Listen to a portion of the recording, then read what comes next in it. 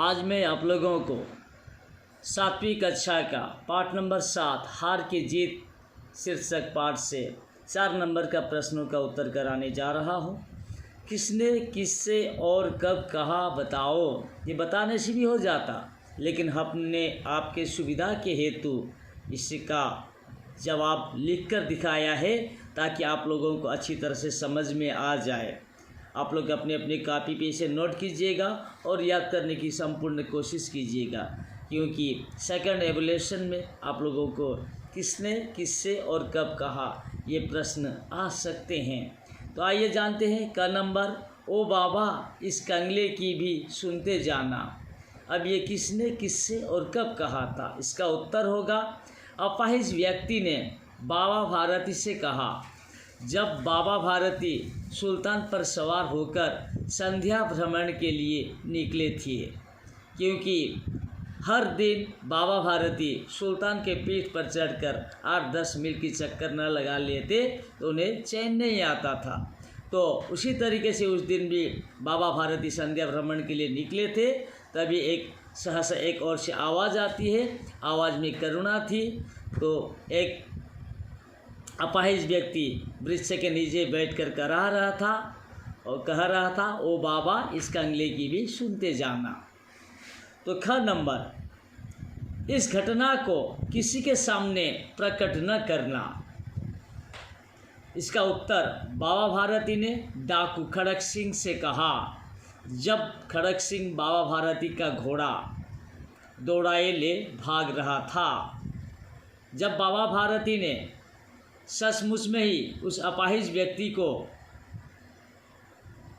अपाहिज समझकर घोड़े पे सवार करवाया और अपाहिज व्यक्ति ने कहा था यहाँ से रामावाला 3 मील दूर पर है, वहाँ दुर्गा दत्त नाम का वैद्य है जिनका मैं सौतेला भाई हूँ।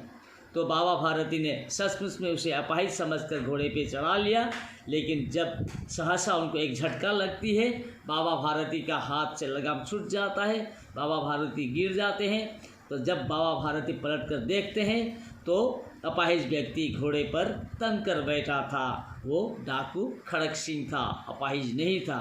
तब बाबा भारती ने सोच लिया उनका घोड़ा खड़क सिंह लेकर भाग रहा है। तब उनने संपूर्ण जोर लगाकर कहा कि जरा ठहर जाओ। तो पास जाकर उन्होंने कहा था कि इस घटना को किसी के सामने प्रकट न करना। तो ये था ख नंबर का किसने किससे और कब कहा।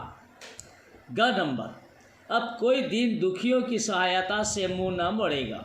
इसका उत्तर होगा बाबा भारती ने अपने आप से कहा जब उन्हें अपना घोड़ा वापस प्राप्त हुआ।